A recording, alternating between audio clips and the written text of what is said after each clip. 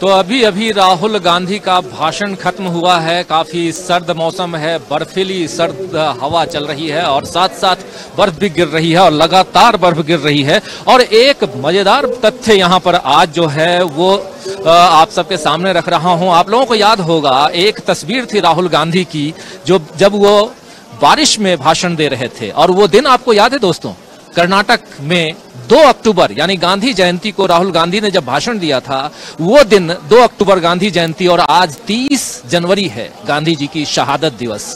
गांधी जी वहां भी थे और गांधी जी यहां भी हैं और राहुल गांधी गांधी के पथ पर चलते हुए दिखाई दे रहे हैं, जहां नफरत की बात नहीं मोहब्बत की बात कर रहे हैं। आखिरी पैगाम उनका अभी वो ही था कि नफरत के बाजार में मोहब्बत की दुकान खोलने निकला हूं, इसलिए नफरत छोड़ो और भारत जोड़ो। हमारे साथ 2 खास मेहमान जुड़े हुए हैं। हमारे साथी वरिष्ठ पत्रकार प्रशांत टंडन जी जुड़े हुए हैं और दूसरी तरफ सोशल एक्टिविस्ट और एडवोकेट और पहले पत्रकार भी रह चुके हैं और हमारे साथ ही इन्होंने लंबा वक्त गुजारा है काम में देशबंधु के साथ में। शिवेश गर्ग हैं। शिवेश, आपका स्वागत करता हूं और स्वागत करता हूं प्रशांत टंडन जी आपका भी। और लगातार आप दोनों बने हुए हैं और भारत जोड़ो यात्रा को कवर करने के लिए हम इस वक्त श्रीनगर में हैं और ये शेरे कश्मीर स्टेडियम है जहां से हम आपको ये प्रोग्राम ये एपिसोड लेकर आपके लिए आ रहे हैं। सबसे पहले आना चाहता हूं शिवेश आपके पास। शिवेश, आप इस यात्रा में शामिल भी हुए, जरा अपना अनुभव बताइए और आपसे समझना चाहूंगा राहुल गांधी जी ने अभी जो भाषण दिया है इस भाषण के क्या मायने, इसमें से क्या कुछ निकल के आ रहा है? देखिए, इस यात्रा का जो उद्देश्य था, जो राहुल जी ने जिस आइडिया को लेके ये चले थे, उसका मूल उसके इसमें भाईचारा था, प्रेम था। उन्होंने एक नारा भी दिया इस बीच कि मैं नफरत के बाजार में मोहब्बत की दुकान खोल रहा हूँ। तो शुरू से, और इस यात्रा का नाम भी है भारत जोड़ो, यानी जो नफरत, जिस तरह की नफरत आज इस मुल्क को तोड़ने पर आमादा है, राहुल जी एक आवाज लेकर, एक मसाल लेकर कन्याकुमारी से चले थे और आज आप देख रहे हैं कि यहाँ श्रीनगर के इस शान कश्मीर स्टेडियम में यहाँ उनका समापन हुआ है। तो एक तरह से उन्होंने एक प्रेम की यात्रा है ये। आज जो नफरत की जो सियासत हो रही है सत्ताधारी पार्टी की तरफ से, उसके खिलाफ ये एक आवाज़ है, एक मजबूत आवाज़ है। अब मैं जहाँ भी गया, मैं मध्य प्रदेश गया, राजस्थान था, यहाँ दिल्ली, ये उत्तर प्रदेश, अब कश्मीर में हूँ, सारे लोग ये बात कर रहे हैं। और ख़ास तौर से कश्मीर की बात चर्चा करना बहुत ज़रूरी होगा क्योंकि कश्मीर के लोग की कुछ नाराज़गियाँ भी हैं, भारत सरकार से रही है, मौजूदा सरकार से रही है, लेकिन उनमें भी जो उत्साह दिखा है इस यात्रा को लेके वो अद्भुत है। यहाँ के लोग खुद इस बात को स्वीकार कर रहे हैं कि इस तरह की यात्रा या इस तरह की रैली उन्होंने नहीं देखी। यहाँ अगर पार्टियां रैली करती हैं तो उसमें लोग जाने से कतराते हैं, इसलिए कतराते हैं क्योंकि उसके बाद उनके साथ जो व्यवहार होता है उसमें बहुत सारे लोगों को जेल में भी डाला जाता है, इसलिए कि उन्होंने किसी खास रैली में हिस्सा लिया है। लेकिन इस रैली को लेकर लोग जिस साहस के साथ आ रहे हैं और जो आवाज़ उठा रहे हैं वो अद्भुत है। और मैं आपको फोटो दिखा सकता हूँ, वीडियो दिखा सकता हूँ कि यहाँ की लोगों ने, महिलाएं सड़क पे आकर चॉकलेट और ड्राई फ्रूट्स बांट रहे थे यात्रियों के लिए और ये पैगाम दे रहे थे कि राहुल जी, आप जो मसाल लेकर आए हैं उसे आप जलाए रखिए, हम आपके साथ हैं। बहुत भावुक भाषण था राजीव जी आज, और वो कन्याकुमारी से लेकर अब तक की यात्रा के तमाम सारे जो अनुभव हैं उनको वो याद कर रहे थे। और एक बहुत सिग्निफिकेंट बात जो उन्होंने आज एक राजनीतिक बात की है, जो नई बात है, वो ये है कि उन्होंने ये वाकया बता रहे हैं कि कब उनके पास फ़ोन आया राजीव गांधी, उनके पिता की मौत का, और उन्होंने कहा कि मैं ऐसी राजनीति करना चाहता हूँ कि किसी के पास ऐसा फ़ोन ना आए, अपनों के मारे जाने का फ़ोन ना आए किसी के पास। और उन्होंने शहादत की, सैनिकों के शहादत की चर्चा की, और वो चर्चा करते हुए उन्होंने कहा कि हिंसा को वो नहीं समझ सकता जिसने हिंसा को झेला नहीं है। और फिर उन्होंने कहा कि अमित शाह, मोदी और एक नया नाम उन्होंने जोड़ा, अजीत डोभाल, सुरक्षा सलाहकार। अजीत डोभाल इस हिंसा को समझ नहीं सकते। और उसके अगले सेंटेंस में उन्होंने पुलवामा के शहीदों की बात की है। दोनों अलग अलग बातें हैं, लेकिन इसके मतलब निकाले जाएंगे कि भाषण में ये बात पहली बार अजीत डोभाल का नाम लेकर उन्होंने कहा और पॉलिटिशियंस के साथ एक ब्यूरोक्रेट का नाम जोड़ा है। ये एक बड़ी बात है, क्योंकि राहुल गांधी कहते तो रहे हैं हमेशा कि सिस्टम के अंदर आरएसएस के लोग घुस गए हैं, लेकिन राष्ट्रीय सुरक्षा सलाहकार का नाम लेके इस तरीके से बोलना एक बड़ा पॉलिटिकल मैसेज है और इशारा है, और ये बहुत विवाद और बहस दोनों पैदा करेगा। जी, एक विवाद बहस पैदा कर सकता है, अजीत डोभाल का नाम भी आना, और साथ में 2+2 की सरकार की बात तो हमेशा करते रहे हैं राहुल गांधी। लेकिन इधर धीरे धीरे हम देख रहे हैं कि लोग भी जा रहे हैं और ये सब चलता रहेगा। लेकिन शिवेश, आपसे जरा समझना चाहता हूं कि क्या आपको अब लगता है आगे इसका इम्पैक्ट कितना देखते हैं आप? देखिए, ये इसका असर है, असर आप ये इस सेंस में कर सकते हैं कि लोगों को एक जो नाउमीदी का आलम था, उस नाउमीदी के आलम में लोगों को राहुल गांधी की इस यात्रा ने एक बड़ी उम्मीद दी है, और उसी का असर आप देखेंगे कि राहुल गांधी की यात्रा श्रीनगर के इस स्टेडियम तक पहुंच सकी है। तो यहाँ के लोग से जो मेरी बात हो रही थी, वो लोग कह रहे थे कि हम लोग नहीं मान रहे थे, हम लोग ये हमारे जहन में आ ही नहीं सकता था कि राहुल गांधी श्रीनगर आ सकते हैं, क्योंकि उन्हें आने नहीं दिया जाएगा। उनका था कि वो जम्मू में जैसे ही प्रवेश करेंगे सिक्योरिटी का इशू बनाकर और उन्हें रोक दिया जाएगा। तो राहुल गांधी यदि यहाँ आ सके हैं इस स्टेडियम में, तो मैं इस पूरी यात्रा का एक बड़ा इम्पैक्ट मानता हूँ।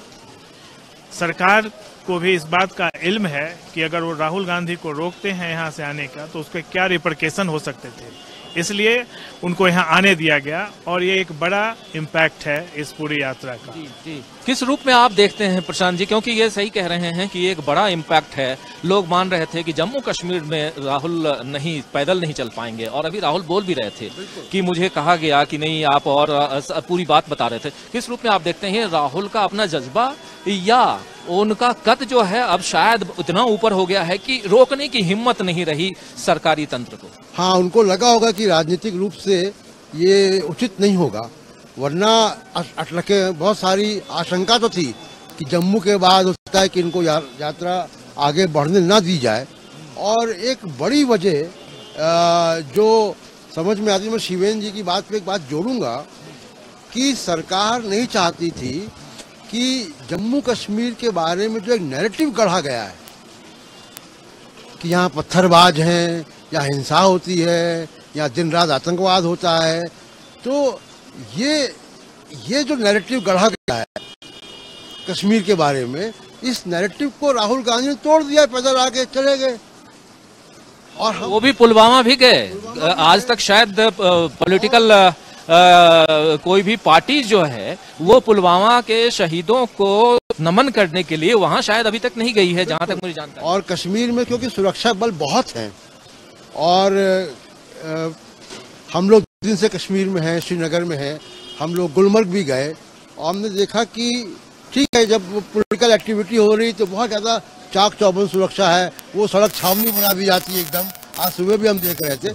लेकिन बाकी आप देखिए कि सामान्य जीवन चल रहा है, दुकानें खुली हुई हैं, लोग खा पी रहे हैं, रेस्टोरेंट चल रहे हैं, बाजार खुले हुए हैं, और मतलब एक सामान्य जीवन किसी भी राजधानी का जैसा होगा, चाहे वो बेंगलोर हो, लखनऊ हो, भोपाल हो। वैसे ही श्रीनगर भी राजधानी है, जो एक बड़ी गलत तस्वीर पेश की गई पूरे देश में। तो इसलिए भी शायद ये परेशानी थी कि राहुल गांधी यहाँ पहुँचने ना पाए, क्योंकि वो एक बड़ा नैरेटिव था जो राहुल गांधी ने तोड़ा है। एक बड़ा नैरेटिव राहुल गांधी ने तोड़ा है, और इस स्टेडियम, शेरे कश्मीर स्टेडियम में, जैसा शिवेश बता रहे थे कि यहाँ के लोगों को भी उम्मीद नहीं थी कि ये कार्यक्रम, समापन कार्यक्रम राहुल गांधी का यहाँ हो पाएगा। लेकिन देखिए, प्रकृति को अगर आप देखें तो वो भी कई बार झूमती है, खुशी मनाती है, और आज खुशी का दिन कांग्रेस के साथ साथ शायद यहाँ बर्फबारी हो रही है, यहाँ के लोगों के लिए भी है, कश्मीर के लोगों के लिए भी है। हम तो सैलानी की तरह पत्रकार के रूप में आए और हमारे सामने भी अगर बर्फबारी सुबह से हो रही है तो इससे बेहतर और क्या हो सकता है, बहुत बेहतर होता है प्रशांत जी। और इतनी ज्यादा बर्फ गिर रही थी तो अब हमको स्टेज दिख रहा है, नहीं तो अभी 15-20 मिनट पहले स्टेज दिख भी नहीं रहा था। बिल्कुल बिल्कुल इतनी बर्फ गिर रही थी। हालांकि गुलमर्ग में बर्फ जमी हुई है, वहां बर्फ गिरती है, गुलमर्ग अलग है और वहां की तस्वीर आप लोग देख चुके हैं हमारे साथ। लेकिन यहाँ इस स्टेडियम में आज आपको और एक तथ्य बताऊं कि ये स्टेडियम आज खचाखच भरा होना चाहिए था, लेकिन जैसा शिवेश बता रहे हैं, शिवेश स्टेडियम क्यों नहीं, आपकी जुबानी सुन ले, क्या दिक्कत रही? लोगों से मेरी बात हुई थी यहाँ के कि यहाँ रैली कैसी रहेगी, कि लोग आएंगे कि नहीं। तो जो स्थानीय रहा था तो उनका कहना था कि लगातार कोशिश हुई है कि लोग राहुल गांधी की यात्रा में न पहुंच सकें, रैली में न पहुंच सकें, क्योंकि जम्मू से ही सारी ट्रैफिक रोक दी गई है। पिछले 2 दिनों से लोग नहीं आ पा रहे हैं, गाड़ियों का आना बंद कर दिया गया है। यहाँ भी जब आप आए होंगे, आप आए होंगे तो तकरीबन 1.5-2 किलोमीटर पैदल चल के आना पड़ा, 1.5-2 किलोमीटर पहले ही रोक दिया जा रहा है और लोग पैदल चल के आ रहे हैं। और फिर भी इतने संख्या में अगर लोग आए हैं तो ये एक बड़ी बात है लोगों का। और एक बात मैं और कहना चाहूँगा कि लोगों के अंदर इस बात का, ये लोगों के डिस्कोर्स में है, क्योंकि वो कह रहे थे कि जब सरकार का कोई भी नुमाइंदा, भारत सरकार का कोई भी नुमाइंदा जब श्रीनगर आता है तो उसके नाम पे पूरा शहर बंद कर दिया जाता है, दुकानें बंद कर दी जाती हैं, बाजार, वो एक इशू होता है पूरा श्रीनगर बंद कर देने का। लोग इस बात को सवाल कर रहे थे कि आज राहुल गांधी आए हैं और वो चलकर इतनी दूर आ रहे हैं, क्या उनके लिए सिक्योरिटी का इशू नहीं हो सकता है? उनको क्यों बगैर सिक्योरिटी का आने दिया जा रहा है? तो क्या सरकार के लोगों के लिए अलग ये है नियम कायदे हैं और राहुल गांधी के लिए अलग नियम कायदे हैं सरकार की नज़र में? लोग इस बात की चर्चा कर रहे हैं, तो ये एक बड़ी बात थी। और राहुल को लेकर चिंतित हैं लोग, चिंतित हैं। देखिए, एक चीज तो मैंने साफ देखा कि राहुल जी के मन में, मतलब के लिए यहाँ के लोगों के मन में एक अजब तरह का प्रेम जगता हुआ मैंने देखा है। सारे लोग उनको अपने बच्चे की तरह बता रहे हैं कि वो बहुत ही अच्छा बच्चा है, बोलते हैं कि बहुत ही अच्छा बच्चा है। खासतौर से बुजुर्ग लोग इस बात को बोल रहे हैं कि वो बहुत ही अच्छा बच्चा है, बहुत अच्छा काम कर रहा है, इस तरह से लोग बोलते हैं। कश्मीरी दिख रहे हो आप, बिल्कुल, आप तो बिल्कुल फिरन देख रहा हूँ। और कश्मीरी क्या लोग यहाँ के लोग कश्मीरी तो नहीं मान रहे हैं, कश्मीरी भाषा मानने लगे हैं, लेकिन मुझे कश्मीरी नहीं आती है, तो अब मुझे लगता है कि यहाँ से जाके कश्मीरी सीखनी पड़ेगी, नहीं तो बेईमानी हो जाएगी कि मैंने देश कश्मीरियों का धारण कर रखा है और मुझे कश्मीरी नहीं आती है। तो कुल मिला के जो माहौल मैंने देखा राहुल जी की यात्रा को लेके, वो वैसा मतलब माहौल मैंने कल्पना नहीं की थी। और यहाँ के भी लोग बता रहे हैं इस बात को, मेरी बात की पुष्टि कर रहे हैं कि इस तरह का माहौल राहुल जी की यात्रा को लेकर पूरे कश्मीर में नहीं दिखा है, यूथ के अंदर नहीं दिखा है। जो यूथ है वो, जैसे कल मेरी एक युवा से बात हो रही थी, बहुत सारे उनके सवाल थे, बहुत सारा उनकी नाराजगियाँ भी थी, लेकिन उन्होंने एक बात कही कि देखिए, मैंने कहा कि देखिए, मेरा कश्मीर को लेकर जो इम्प्रेशन था वो मैंने यहाँ पाया है अलग है। यहाँ के लोग बहुत गर्मजोशी से मिल रहे हैं, हर चीज़ के लिए आपका बहुत ख्याल रख रहे हैं। जैसे मैं एक मिट्टी पे खड़ा था तो एक आदमी आया, बोला कि आप यहाँ मत खड़ा हो, आपके पैर में लग जाएगा, आप वहाँ खड़ा हो पत्थर पे, तो आपके पैर में। अब इतनी छोटी छोटी चीज़ देख रहे हैं लोग इन सब बातों को।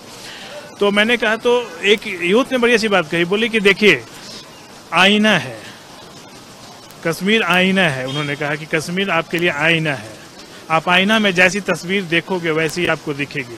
आप अगर पैलेट गन छोड़ोगे तो आपको फिर अच्छी बातें कैसे मिलेगी, जवाब में कैसे मिलेगी? आप अगर सद्भाव का संदेश दोगे तो हम भी आपके लिए तैयार हैं। राहुल जी जो मैसेज लेकर यहाँ आए हैं, यहाँ के लोगों ने उसको दिल से लिया है। दिल मतलब उसको, मतलब मैं उसको, मेरे सब नहीं मिल पा रहा है। मैं 2 दिन से पिछले लोगों से यहाँ जो बात कर रहा हूँ और जो मेरा उसको लेके अनुभव है, मैं उसको शब्दों में शायद पिरो भी ना पाऊँ। मतलब यहाँ के लोग बहुत, आज राहुल गांधी का बहुत भावुक भाषण हुआ, उससे हो सकता है कि तकरीबन उतनी ही भावुक यहाँ के लोग भी राहुल गांधी को लेके हैं और इस यात्रा को लेके। बिल्कुल सही कह रहे हैं शिवेश, एक जो इमोशनल हैं यहाँ के लोग और राहुल गांधी की यात्रा और राहुल गांधी को खासकर। और याद कीजिए, जब राहुल गांधी लखनपुर जम्मू कश्मीर जब पहुंचे थे और उनका भाषण था, उन्होंने कहा था कि मुझे ऐसा लगा कि मैं अपने घर को वापस लौट रहा हूं। और वही बात यहां भी आज कह रहे थे, इस भाषण में भी राहुल गांधी ने उस बात को दोहराई है। तो कहीं ना कहीं ये तमाम बातें राहुल गांधी को लेकर के यहाँ के जो कश्मीरी आवाम है उनके जहन में है, और वो इन बातों को बहुत गहराई तक अंदर तक ये बातें उनकी दिल तक छू गई है, और उनमें अब वो अपना कहीं न कहीं मुस्तकबिल देख रहे हैं और समझने की कोशिश हम भी कर रहे हैं कि आखिर यहाँ पीडीपी भी है, एनसी भी है, और यानी कि महबूबा मुफ्ती की पार्टी और उमर अब्दुल्ला की पार्टी या फारूक अब्दुल्ला की पार्टी कहें, इन सब के साथ मिलकर के अगर सामने आने वाले समय में चुनाव होता है तो शायद एक अच्छी सरकार राहुल गांधी यानी कांग्रेस पार्टी यहाँ दे पाए, ये उम्मीद है लोगों को। और बहुत सारी बातें हैं आज करने के लिए। आज का दिन बहुत महत्वपूर्ण है, और शाम को जब लाइव डिबेट में हम बैठेंगे तो बहुत कुछ और भी आपके सामने लेके आएंगे। आप सब कई सवाल भी करते हैं, उसका जवाब भी हम लेके आएंगे। अभी इस कार्यक्रम को यहीं समाप्त करते हैं। प्रशांत जी, बहुत शुक्रिया आपको, और बहुत शुक्रिया शिवेश आपको। मैं जानता हूं आपकी फ्लाइट आज इसी खराब मौसम के कारण आज कैंसिल हो गई है, लेकिन कल उम्मीद करते हैं मौसम खुले तो यहाँ से फ्लाइट भी हो और हम भी यहाँ से वापस दिल्ली आए। लेकिन अभी हम वापस यहाँ से निकलते हैं। बहुत बहुत धन्यवाद।